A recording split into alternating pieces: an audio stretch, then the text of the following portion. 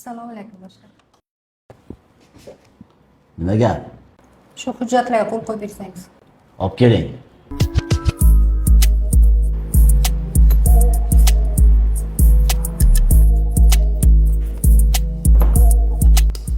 Menga Obidxon chaqirib yuboring.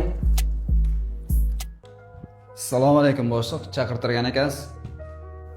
O'tiring. Labbay boshliq. Nima ayb ish qildingiz? Mayib ish qilibman boshliq. Kecha nega ishga kelmadingiz? Shu desangiz, Shoshmang, o'zim aytaman. Nega ayolingizning kasalligini aytmadingiz? siz qayerdan bildingiz boshliq? Amaki, Labbay qizim. bitta gapim bor edi. Nima gaping bor qizim? Amaki, dadamni ishdan haydab yubormang. Dadang kim? Dadamning ismi Obidxon. Oyimning mazalari yo'q edi. Dadam shuning uchun ishga kela olmayaptilar.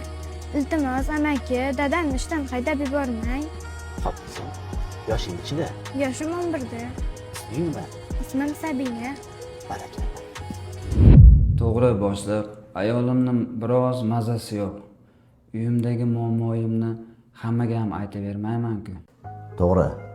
Biz erkakshimiz. Lekin xodimlarim muammosi bo'lib turib, nima qilib yuribman rahbar bo'lib? Gapni qisqasi, mana bu pulni olingda, keyin shifoxonamizga olib keling. Bugundan qoldirmang.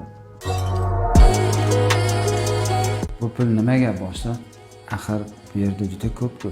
Xodimlarning muammosi meni muammoyim. Agar shifoxonada xodimlarning muammosi bo'lsa, shifoxonada ish yurmaydi. Ishingizni hal qiling. Rahmat boshliq. Bu yaxshiligingizni hech qachon unutmayman. Dada. Boy bo'l. Faqat saxiy boy bo'l deganingiz. Mana boy ham bo'ldim. Faqat siz ko'rmadingiz.